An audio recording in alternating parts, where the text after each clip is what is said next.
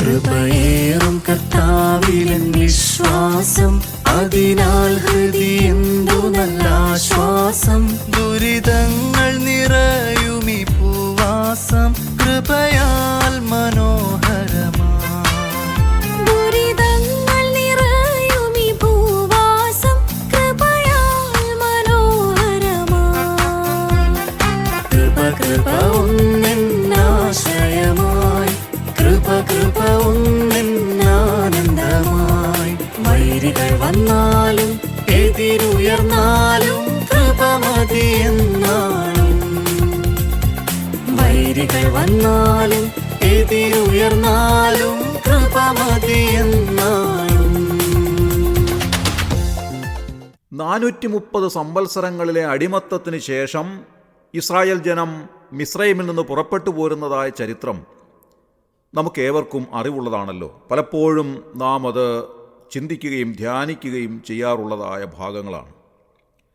കാരണം ഇസ്രായേൽ ജനം ദൈവത്തിൻ്റെ സ്വന്തം ജനമാണ്, ദൈവം തെരഞ്ഞെടുത്തതായ ജാതിയാണ്, അബ്രഹാമിലൂടെ ദൈവം നൽകിയ വാഗ്ദത്തം അനുഭവിക്കേണ്ടുന്നവരാണ്. അതുകൊണ്ട് തന്നെ അവരുടെ ജീവിതത്തെ പലപ്പോഴും നമ്മുടെ ആത്മീയ ജീവിതത്തിൻ്റെ പല കാര്യങ്ങളിലും നാം മാതൃകയാക്കാറുണ്ട്. 78-ാം സങ്കീർത്തനത്തിൽ നാം അവരെ സംബന്ധിച്ച് വായിക്കുന്നത് അവരുടെ ഹൃദയം ദൈവസന്നിധിയിൽ സ്ഥിരമായിരുന്നില്ല എന്നാണ്. ഒരുപാട് സമയങ്ങളിൽ അവർ ദൈവത്തോട് മത്സരിച്ചു. അവരുടെ മരുഭൂമി യാത്രയിൽ ഒരുപാട് കാര്യങ്ങൾ ദൈവം അവർക്ക് വേണ്ടി ചെയ്തു കൊടുത്തു. എണ്ണമറ്റ ആനുകൂല്യങ്ങൾ അവർ ദൈവകരങ്ങളിൽ നിന്ന് പ്രാപിച്ചവരാണ്. എന്നാൽ അതെല്ലാം അവർ പലപ്പോഴും മറന്നു കളഞ്ഞു എന്നുള്ളത് ദൈവവചനം എടുത്തു പറയുന്നതായ ഒരു കാര്യമാണ്. അവർ ശാഠ്യവും മത്സരവും ഉള്ളവരായി തീർന്നു, ദൈവത്തോട് പിറുപിറുക്കുന്നവരായി തീർന്നു. അവരുടെ ആവശ്യങ്ങളുടെ സമയത്ത് മാത്രം ദൈവത്തെ അന്വേഷിക്കുകയും അതിനുശേഷമായി അവർ ദൈവത്തെ മറന്നു കളയുകയും ചെയ്യുന്ന സ്വഭാവമാണ് അവർക്കുണ്ടായിരുന്നത്. അങ്ങനെ ദുശാഠ്യമുള്ള ജനമായി ദൈവകരങ്ങളിൽ നിന്ന് ഒരുപാട് തവണ അവർ ശിക്ഷകൾ ഏറ്റുവാങ്ങേണ്ടി വന്നിട്ടുണ്ട്. അവരെ സംബന്ധിച്ച് ദൈവവചനം പറയുന്ന ഒരു കാര്യം 78-ാം സങ്കീർത്തനം 19-ാം വാക്യത്തിൽ രേഖപ്പെടുത്തിയിട്ടുണ്ട്. അതിങ്ങനെയാണ്: അവർ ദൈവത്തിന് വിരോധമായി സംസാരിച്ചു, മരുഭൂമിയിൽ മേശയൊരുക്കുവാൻ ദൈവത്തിന് കഴിയുമോ എന്നവർ ചോദിക്കുകയാണ്. മിസ്രൈമിൽ നിന്ന് പുറപ്പെട്ടു വന്നതായ സമയം മുതൽ എന്തെല്ലാം അത്ഭുതങ്ങളാണ് അവർ കണ്ടിട്ടുള്ളത്. ചെങ്കടലിനെ രണ്ടായി വിഭജിക്കുന്നത് തന്നെ ഒരു വലിയ അത്ഭുതമാണ്. ലോകത്തിൽ അന്നേ വരെ സംഭവിച്ചിട്ടില്ലാത്ത ഏറ്റവും അസാധാരണമായ ഒരു സംഭവമാണ് അവർ കണ്ടത്. അവരെല്ലാവരും അതിന് ദൃക്സാക്ഷികളുമായിരുന്നു. അതേപോലെ തന്നെ മരുഭൂമിയിലേക്ക് വരുമ്പോൾ അവർക്ക് ദാഹജലം കിട്ടിയ സംഭവം അസാധാരണമായ ഒരു സംഭവമായിരുന്നു. ഇതെല്ലാം അവർ കണ്ടതാണ്. എന്നിട്ടും അവർ ദൈവത്തെ അവിശ്വസിച്ചു. ദൈവത്തെ അവർ ഒരു മനുഷ്യരെ പോലെ പലപ്പോഴും കണ്ടു. ഒരു മനുഷ്യൻ്റെ ബലഹീനതകളും മനുഷ്യൻ്റെ കഴിവുകേടുകളും മനുഷ്യൻ്റെ ഇല്ലായ്മകളും ഒക്കെ വച്ചാണ് അവർ ദൈവത്തെ അളന്നത്. ദൈവത്തെ ദൈവമായി കാണുവാൻ അവർക്ക് സാധിച്ചില്ല.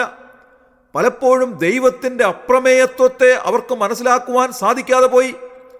ദൈവത്തെ അവരുടെ വിശ്വാസ കണ്ണുകൾ കൊണ്ട് കാണുവാനോ ദൈവം ആരാണെന്ന് ശരിയാവണ്ണം ഗ്രഹിക്കുവാനോ ദൈവത്തിൻ്റെ വലിപ്പം എന്താണെന്നോ ഒന്നും അവർക്കറിവില്ലാത്ത ജനമായി അവർ അധപ്പതിച്ചു പോയി. അതുകൊണ്ട് അവർ പലപ്പോഴും ദൈവത്തെ അവിശ്വസിച്ചു. അവർ ചോദിക്കുകയാണ്, ഞങ്ങൾക്ക് വെള്ളമൊക്കെ തന്നു ശരിയാണ്, പക്ഷേ ഈ മരുഭൂമിയിൽ മേശയൊരുക്കുവാൻ ദൈവത്തിന് കഴിയുമോ? ഈ 600,000 ആളുകൾക്ക് ആഹാരം കഴിക്കുവാൻ മരുഭൂമിയിൽ എവിടെ നിന്ന് ദൈവം ഞങ്ങൾക്ക് തരും?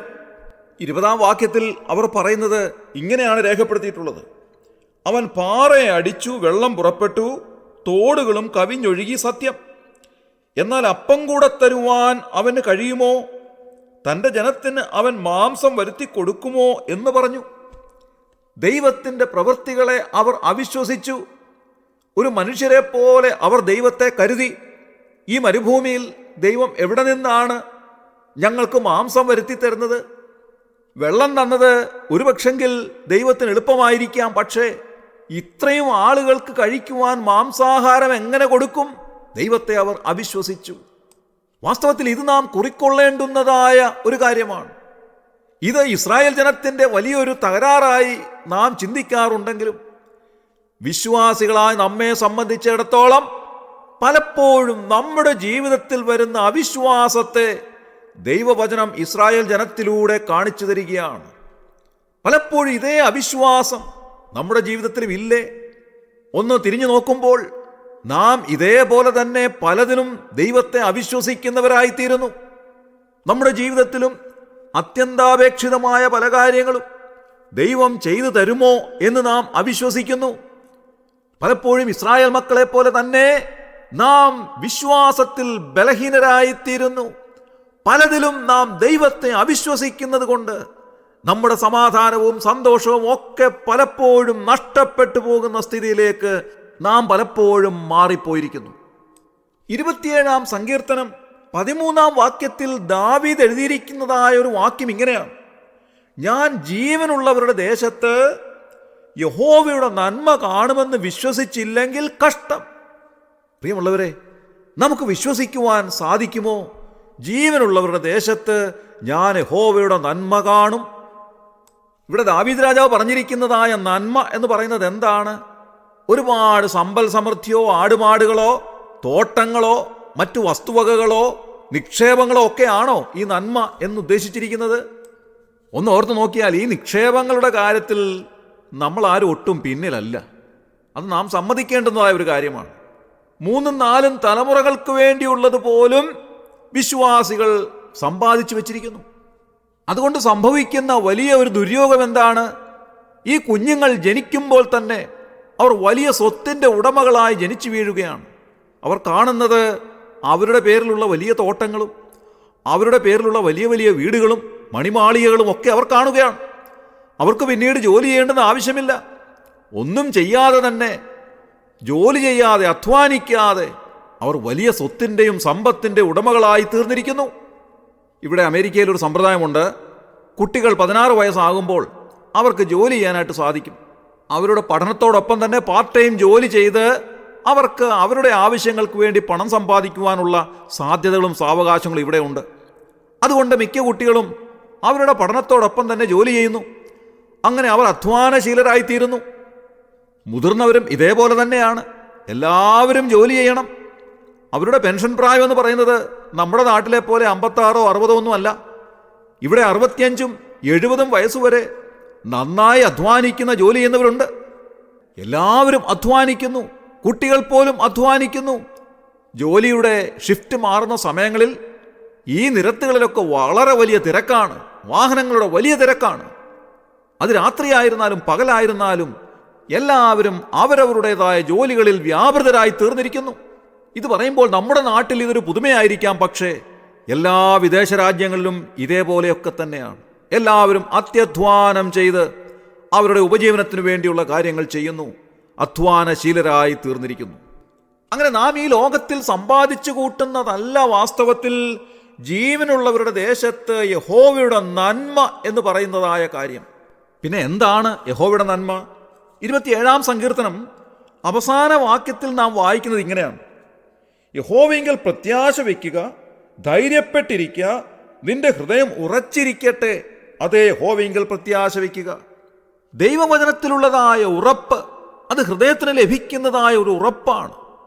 അതിൽ കൂടെ ലഭിക്കുന്നതായ ധൈര്യം, വലിയവനായ ദൈവത്തിലുള്ള പ്രത്യാശ, ഇതാണ് വാസ്തവത്തിൽ ഈ ലോകത്തിൽ നമുക്ക് ലഭിക്കാവുന്ന ഏറ്റവും വലിയ അനുഗ്രഹവും നന്മയും എന്ന് പറയുന്നത്. അതുകൊണ്ടാണ് യോശുവയോട് ദൈവം പറയുന്നത്, നീ ഉറപ്പും ധൈര്യവും ഉള്ളവനായി മാത്രം ഇരിക്കുക.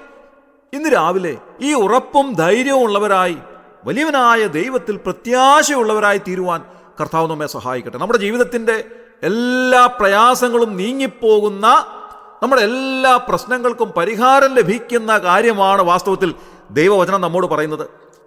ഇസ്രായേൽ മക്കൾ സംശയിച്ചതുപോലെ മരുഭൂമിയിൽ മേശയൊരുക്കുവാൻ ദൈവത്തിന് സാധിക്കുമോ എന്ന് സംശയത്തോടെ കർത്താവിനോട് ചോദിച്ചതുപോലെ നാം സംശയാലുക്കളായി തീരാതെ വലിയവനായ ദൈവം നമ്മുടെ ജീവിതത്തിൽ അത്ഭുതങ്ങൾ ചെയ്യുന്നവനാണ്, നമ്മുടെ ജീവിതത്തെ സഹായിക്കുന്നവനാണ്, നമ്മുടെ ആവശ്യങ്ങൾ അറിഞ്ഞ് നമ്മെ സഹായിക്കുന്നവനാണ് എന്നുള്ള അടിയുറച്ച വിശ്വാസത്തിൽ ദൈവം നമുക്ക് നൽകുന്ന ഉറപ്പും ധൈര്യവും ഇന്നത്തെ ദിവസം മുൻപോട്ട് ജീവിക്കുവാൻ നമ്മെ ഇടയാക്കട്ടെ. നമ്മുടെ കണ്ണുകളെ അടയ്ക്കാം, പ്രാർത്ഥിക്കാം. ക്രിസ്തുവേശുവിലൂടെ അതിവാത്സല്യമായി ഞങ്ങളെ സ്നേഹിക്കുന്ന സ്വർഗീയ പിതാവാൻ നല്ല ദൈവമേ, അനുഗ്രഹകരമായ ഈ പ്രഭാതത്തിനായി ഞങ്ങൾ നന്ദിയോടെ സ്തോത്രം ചെയ്യുന്നു. ഇന്ന് രാവിലെ ഉണർന്നെഴുന്നേൽപ്പാൻ ഞങ്ങളെ സഹായിച്ചതിനായി സ്തോത്രം ചെയ്യുന്നു കർത്താവേ. പലപ്പോഴും ഞങ്ങൾ ഇസ്രായേൽ ജനത്തെ പോലെ അവിശ്വാസികളായി തീർന്നിട്ടുണ്ട്.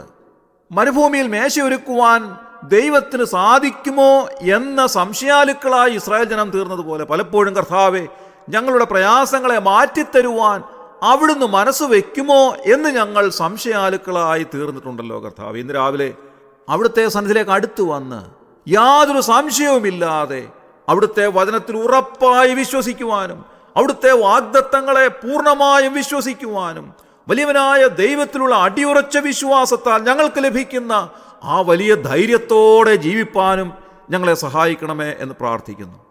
അവിടുന്ന് എല്ലാറ്റിനും മതിയായവനാണെന്ന് പൂർണ്ണമായി വിശ്വസിപ്പാൻ ഞങ്ങളെ സഹായിക്കണമേ കർത്താവ്. ഇന്നത്തെ ദിവസം ഞങ്ങളുടെ ജീവിതത്തിന് ആവശ്യമായതെല്ലാം നൽകിത്തരുവാൻ അവിടുന്ന് ശക്തനാണെന്നുള്ള അടിയുറച്ച വിശ്വാസത്തിൽ ധൈര്യപ്പെടുവാൻ ഞങ്ങളെ ഇടയാക്കണമെന്ന് പ്രാർത്ഥിക്കുന്നു. അവിടുന്ന് ഞങ്ങളുടെ പ്രാർത്ഥന കേട്ടതിനായി സ്തോത്രം.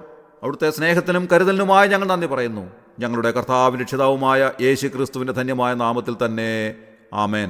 പ്രതികൂലങ്ങൾ അനവധി വന്നാലും അനുകൂലമെനിക്കവനെന്നാളും തിരുജീവനെ തന്നവനിനിമേലും കൃപയാൽ നടത്തുമെന്നേ. തിരുജീവനെ തന്നവനിനിമേലും കൃപയാൽ നടത്തുമെന്നേ.